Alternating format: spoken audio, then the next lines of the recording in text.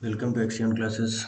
आज हम लोग करंट अफेयर्स सेशन में इम्पोर्टेंट एमसीक्यू का डिस्कशन करेंगे जो आपको 27 दिसंबर से 16 जनवरी तक की। यदि आप चैनल में नए हैं तो चैनल को सब्सक्राइब करिए, वीडियो अच्छा लगे तो उसको लाइक करिए और शेयर करिए। क्लास का शेड्यूल कुछ इस प्रकार से है। करंट अफेयर्स की क्लास आपको 8 AM पे मिलेगी। मैथ्स और रीजनिंग की क्लास आपको 6 PM पे मिलेगी। स्टैटिक जीके और फिजिक्स क्लास आपको 7 PM पे मिलेगी। केमिस्ट्री बायोलॉजी की क्लास आपको 8 PM पे मिलेगी। क्लास का इस क्लास का फ्री PDF आपको हमारे टेलीग्राम चैनल से मिल जाएगा एक्सियन क्लासेस में। क्लास का नोटिफिकेशन भी आपको वहाँ से मिल जाएगा। इंपॉर्टेंट अपडेट्स भी आपको वहाँ से अवेलेबल हो जाएंगी, तो यहाँ क्लिक करके भी आप डायरेक्ट लिंक पे ज्वाइन कर सकते हैं PDF पे। चलिए आगे बढ़ते हैं अपने पहले क्वेश्चन की तरफ में। तो पहला क्वेश्चन है, किस देश की सरकार ने हाल ही में आगामी 3 वर्षों में देश के सभी परमाणु ऊर्जा संयंत्र को बंद करने की घोषणा की है? तो आंसर है बेल्जियम ने अपने सभी ऊर्जा संयंत्रों को 2025 तक बंद करने की घोषणा की है।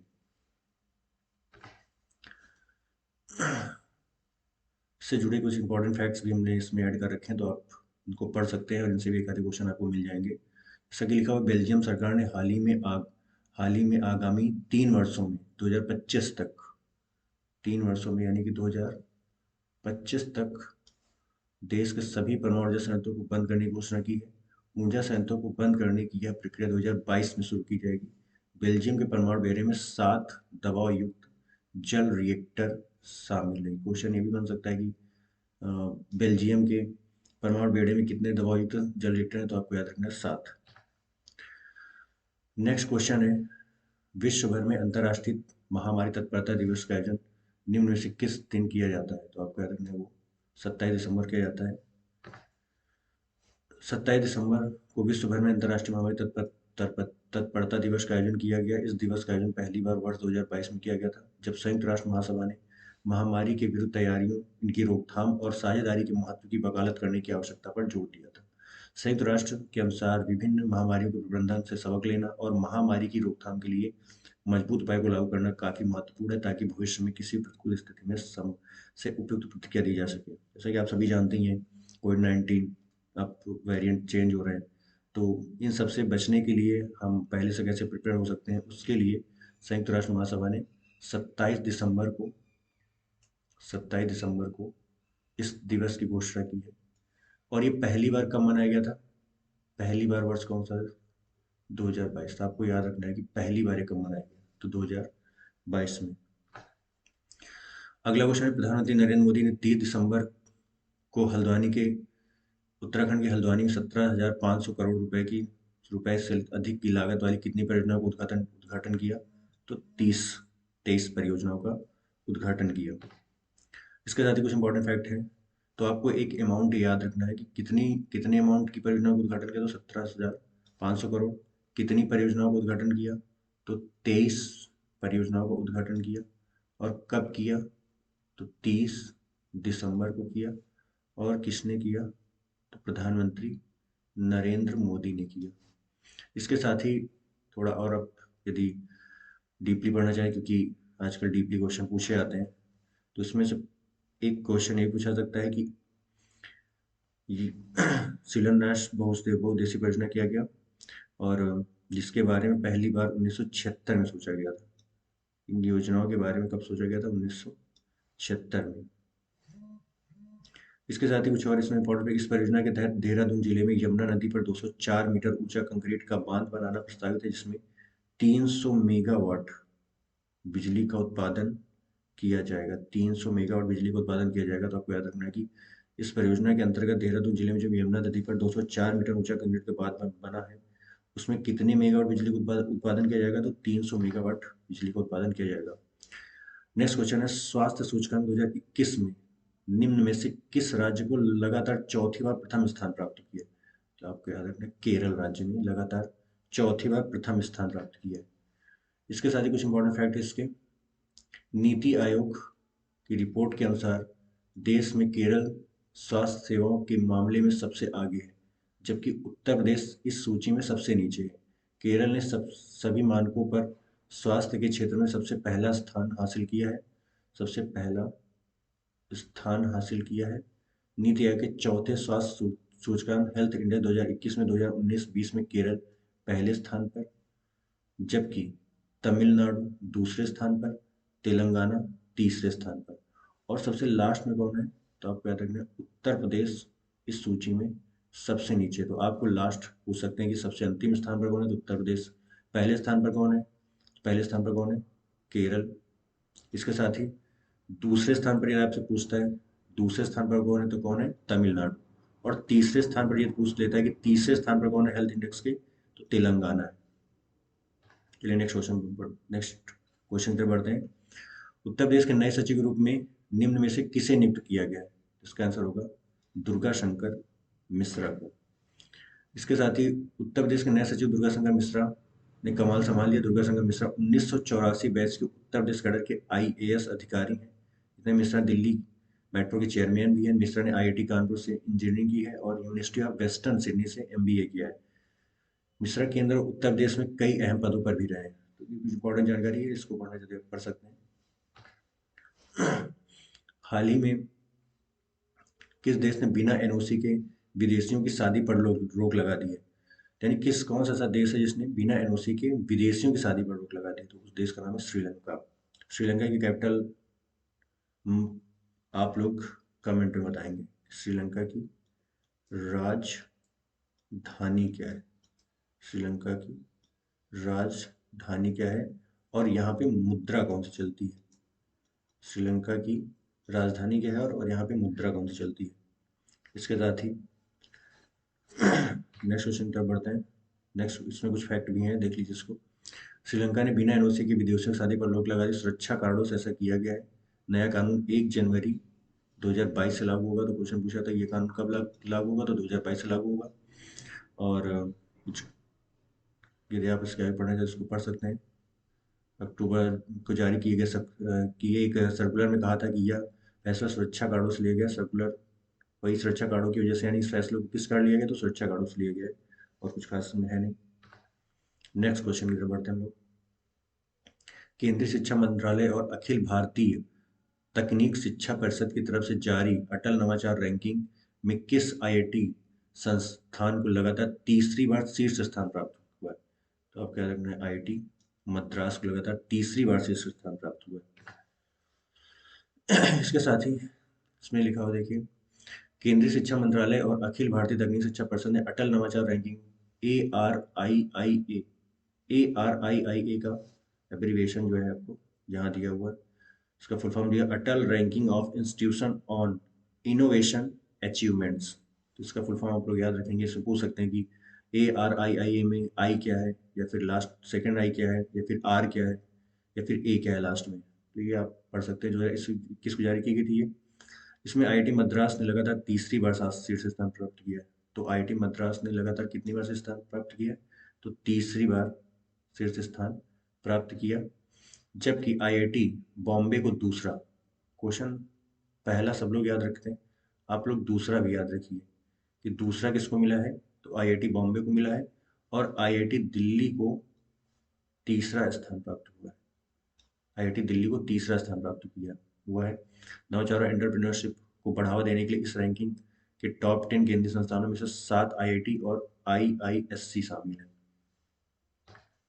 नेक्स्ट क्वेश्चन, विश्व भर में अंतर्राष्ट्रीय महामारी तत्परता दिवस का आयोजन, वे हम लोग पढ़ चुके हैं, शायद दोबारा ऐड हो गया ये।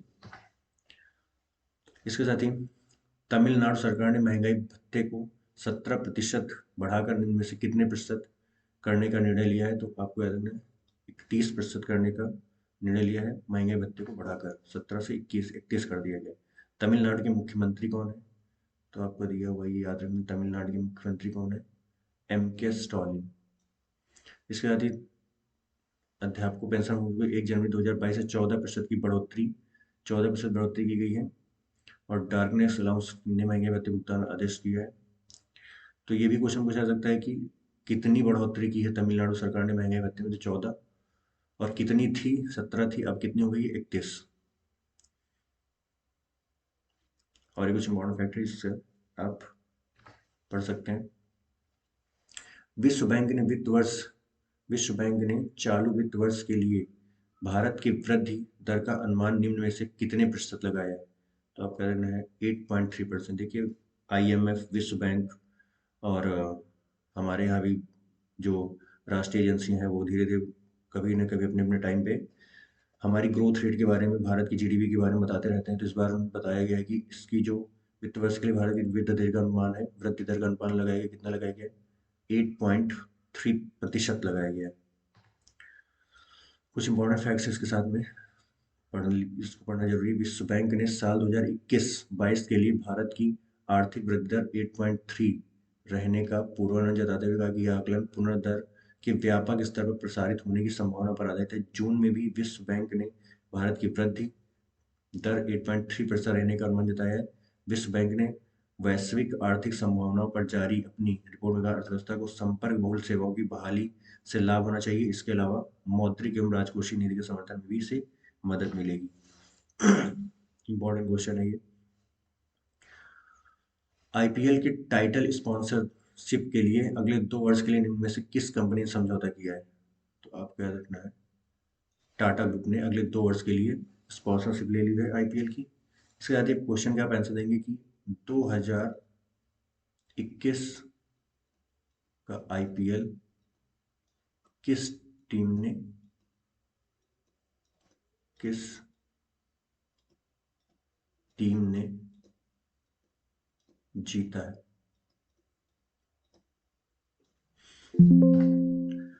और एक किसको रिप्लेस किया गया है? तो आप लोग याद रखेंगे कि ये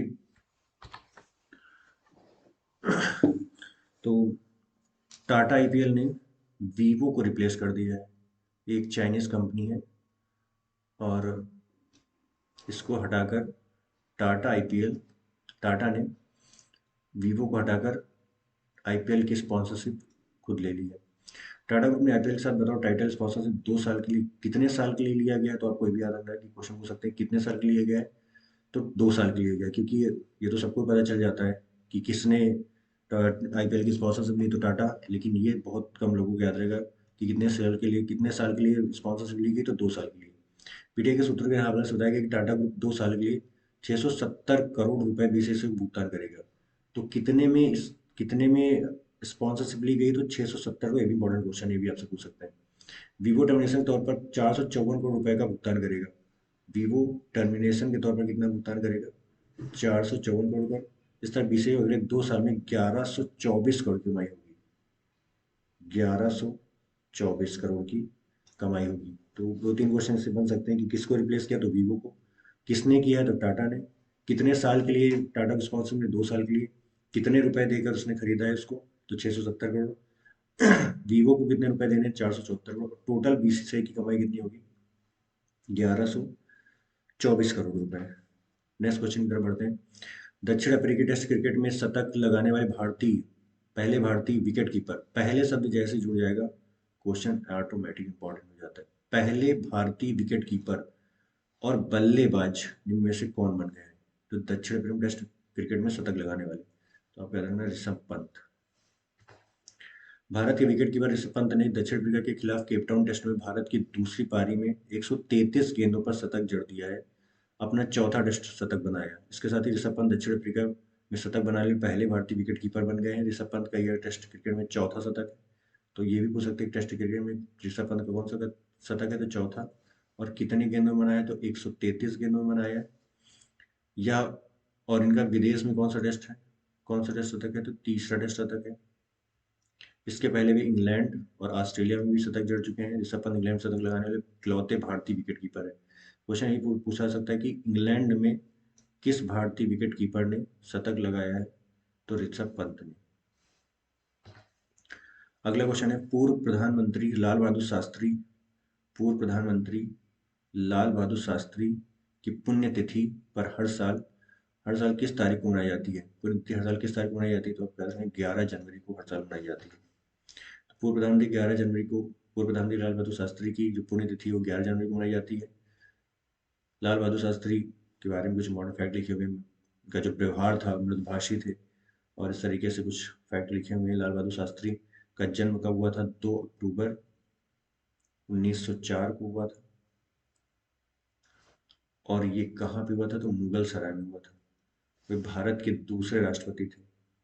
वे देश के दूसरे प्रधानमंत्री थे। 11 जनवरी साल 1966 में लाल बहादुर शास्त्री का निधन हो गया था।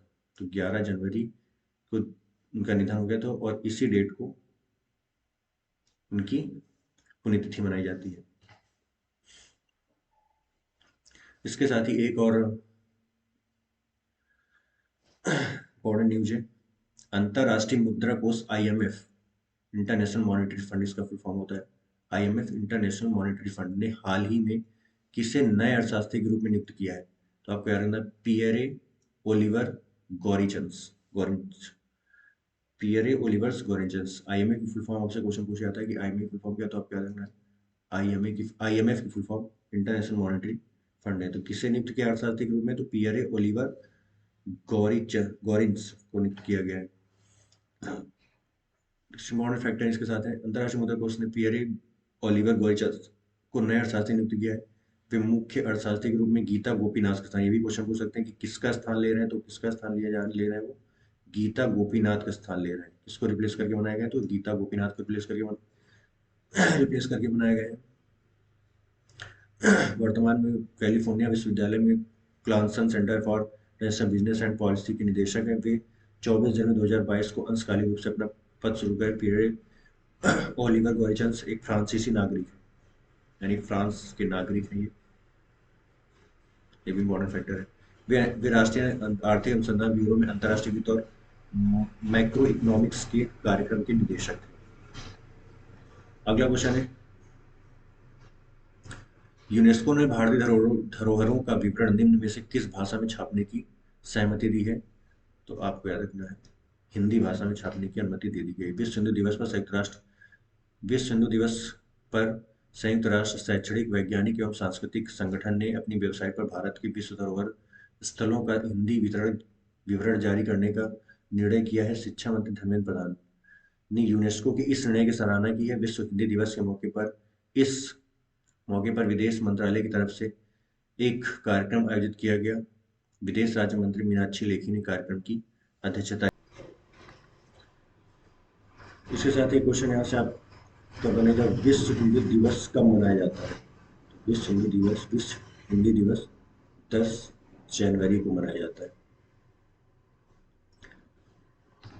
बढ़ते अपने अगले क्वेश्चन की तरफ। हाल ही में यूरोपीय संसद के किस अध्यक्ष का इटली के एक अस्पताल में निधन हो गया है? आपको याद रखना है, डेविड ससोली का निधन हो गया है। यूरोपीय संसद के अध्यक्ष डेविड ससोली का इटली के एक अस्पताल में निधन हो गया। डेविड ससोली का जन्म 1956 में इटली के फ्लोरेंस में हुआ था। ससोली को साल 2009 में पहली बार यूरोपीय संसद का अध्यक्ष चुना गया। वे 2014 में संसद के उपाध्यक्ष चुने गए थे।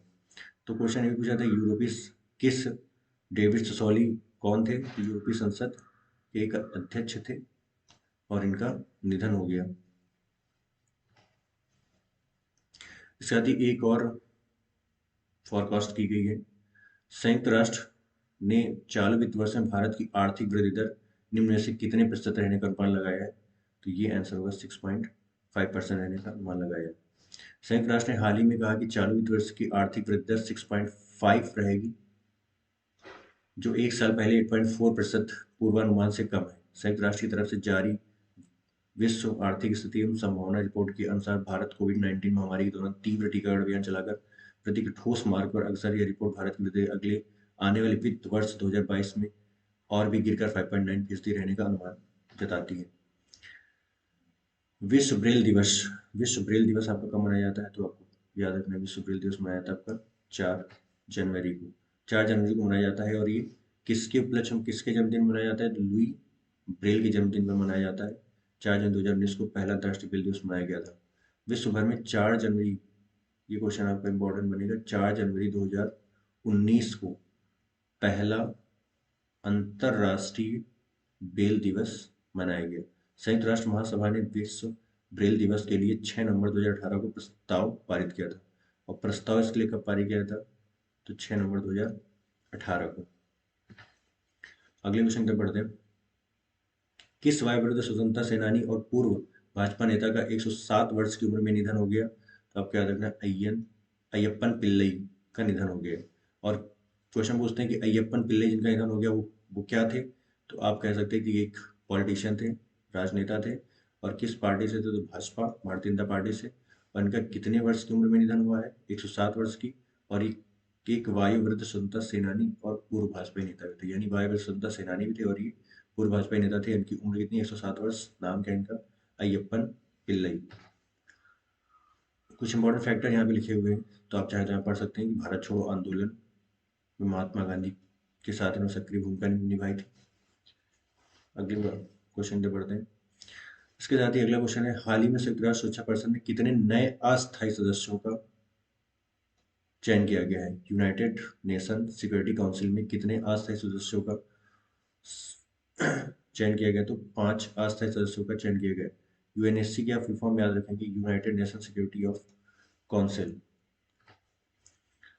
5 जो नए सदस्य हैं, 5 जो नए अस्थायी सदस्य हैं, उनमें से पहला है अल्बानिया, दूसरा है ब्राजील, तीसरा है घाना, चौथा तीसरा है गैबॉन, उसके बाद घाना, उसका संयुक्त अरब अमीरात। यानी कि अल्बानिया पहली बार सुरक्षा परिषद में शामिल हो रहा है। तो क्वेश्चन पूछ सकते हैं कि कौन जो 5 अस्थायी सदस्य शामिल किए उनमें पहली बार कौन शामिल हो? तो अल्बानिया।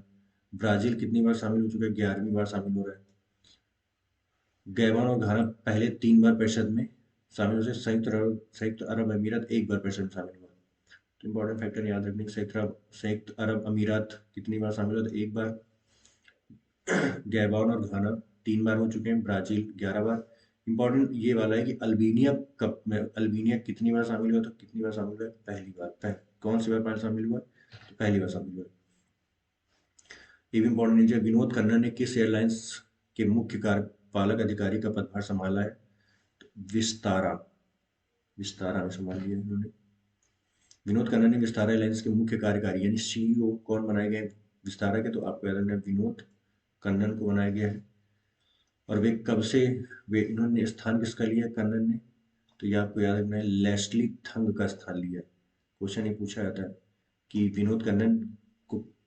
विनोद कन्नन ने किसका स्थान लिया है, किसको रिप्लेस करके विनोद कन्नन विस्तारा के सीईओ बने? तो आपको याद रखना है लेस्ली थंग का स्थान लिया है। 2017 से 31 दिसंबर 2021 तक कंपनी के सीईओ रहे। कंपनी ने कहा कि इसके साथ ही दीपक रजावत को पदोन्नत कर विस्तारा का मुख्य वाणिज्यिक, एक पॉइंट ये भी बनता है कि दीपक रजावत मुख्य वाणिज्यिक अधिकारी को नियुक्त किया। मुख्य वाणिज्यिक अधिकारी विस्तारा ने किसको नियुक्त किया? तो दीपक रजावत को नियुक्त किया। कन्नन जून 2019 से मुख्य रणनीति अधिकारी के रूप में विस्तारा से जुड़े थे। अगला क्वेश्चन है, केंद्र सरकार ने जनगणना 2021 को निम्न में से कब तक के लिए स्थगित करने का फैसला किया है? तो ये किया है 2022 तक सितंबर के। इंपॉर्टेंट फैक्टर है यहाँ पे, इसको पढ़ सकते हैं। केंद्र सरकार ने कम से कम सितंबर 2022 तक राष्ट्रीय जनसंख्या register NPR national population register को अपडेट करने के लिए जनगणना के पहले और विवरण के संग्रह को स्थगित कर दिया है। जनगणना के संचालन के लिए प्रशासनिक इकाइयों की सीमाओं को फ्रीज करना एक पूर्व आवश्यकता है। यह कम से कम 3 महीने पहले किया जाता है। जनगणना 2021 का पहला चरण, जिसमें house listing house sensing NPR को अपडेट करना शामिल है, अप्रैल सितंबर 2022 में 2020 में आयोजित होने वाला था। हालांकि कोविड-19 महामारी के बीच इसे अनिश्चितकाल के लिए स्थगित कर दिया गया है। कोविड-19 महामारी का इसके स्थगित किया गया था। तो कब तक स्थगित किया गया फिलहाल के लिए? तो सितंबर 2022 तक। इसके बाद 1971 युद्ध में शामिल नौसेना के किस तत्कालीन वाइस एडमिरल का 100 वर्ष की उम्र में निधन हो गया? तो आप क्या लेना है? एच.एस. शर्मा का निधन हो गया। पाकिस्तान के खिलाफ इन्होंने 1971 युद्ध 1971 में जो पाकिस्तान के साथ युद्ध हुआ था, नौसेना की पूर्वी कमान का नेतृत्व किया था। नौसेना की पूर्वी कमान का नेतृत्व किया करने वाले वाइस एडमिरल एच.एस. शर्मा का 100 वर्ष की उम्र में निधन हो गया। तो 1971 में शर्मा ईस्ट फ्लीट के फ्लैंक कमांडर 1971 में युद्ध में शर्मा ईस्टर्न फ्लीट के फ्लैग ऑफिसर कमांडिंग थे। शर्मा ईस्टर्न नौसेना कमांड के फ्लैग ऑफिसर के पद पर थे। क्वेश्चन पूछ सकते हैं कि एच.एस. शर्मा जिनका हाल ही में निधन हो गया है, वो किस फील्ड से अटैच थे या किस फील्ड में कार्यरत थे? तो आप क्या याद रखना है कि नौसेना में एक नौसैनिक थे, पूरी कमान का नेतृत्व कर रहे थे ये, और वाइस एडमिरल थे। इसके साथ ही एक इम्पोर्टेंट क्वेश्चन है, हाल ही में किस देश ने हाइपरसोनिक मिसाइल का परीक्षण किया है? हाइपरसोनिक मिसाइल का परीक्षण करने वाला जो देश है वो है उत्तर कोरिया। हाल ही में उत्तर कोरिया ने एक हाइपरसोनिक मिसाइल का परीक्षण किया है, जिसने सफलता अपने लक्ष्य को नष्ट कर दिया। हाइपरसोनिक परीक्षण किया था इसने, इससे पूर्व सितंबर माह में पहली बार इसने, यानी कि इसने पहली बार सितंबर माह में हाइपरसोनिक का परीक्षण किया था। मिसाइलों की तुलना में यह कम ऊंचाई पर लक्ष्य की उड़ते ऊंचाई पर लक्ष्य की ओर उड़ते हैं और ध्वनि की गति से 5 गुना अधिक या लगभग 6200 किलोमीटर प्रति घंटे की गति से लक्ष्य तक पहुंचते हैं। 6200 किलोमीटर प्रति घंटे की लक्ष्य से प्रति घंटे की गति से लक्ष्य तक पहुंचते हैं। हाइपरसोनिक हथियारों को अगली पीढ़ी के हथियार माने जाते हैं। इसका अगला क्वेश्चन है, हाल ही में किस टीम ने न्यूजीलैंड के खिलाफ किस साल में पहला टेस्ट जीता है? यानी किसने पहला टेस्ट जीता है? तो आपको याद रखना है, बांग्लादेश ने किस साल में पहला टेस्ट जीता है। कुछ इंपॉर्टेंट फैक्टर दिए हुए यहाँ पे पढ़ सकते हैं आप। माउंट मंगवाई में हुआ है, बांग्लादेश टीम ने 5 जनवरी 2022 को दिया रच दिया। मौजूदा 2 टेस्ट मैचों की सीरीज के पहले टेस्ट में उसने न्यूजीलैंड को 8 विकेट से मात दी। इसके साथ ही बांग्लादेश ने कीवियों के खिलाफ किस साल में अपनी टेस्ट जीत हासिल की? बांग्लादेश के खिलाफ यह जीत और भी अहम है क्योंकि उसने न्यूजीलैंड को उसके घर में मात दी। यह किसी फॉर्मेट बांग्लादेश की न्यूजीलैंड की पहली जीत है। Thanks for watching. इसके साथ ही आप यूट्यूब चैनल को हमारे सब्सक्राइब करिए, जहाँ पे आपको फ्री क्लासेस, इंपॉर्टेंट अपडेट्स और हमारे टेलीग्राम चैनल को आप ज्वाइन कर सकते हैं। फ्री पीडीएफ यहाँ से आपको क्लास की नोटिफिकेशन, इंपॉर्टेंट अपडेट्स आपको यहाँ से भी मिलती रहेंगी। तो चैनल को सब्सक्राइब करिए। यदि वीडियो अच्छा लगा तो आप उसको लाइक करिए और उसको शेयर करिए, जिससे कि अधिक से अधिक लोगों तक ये पहुँचे और तैयारी में अच्छी भागीदारी आपकी हो सके। Thanks for watching this.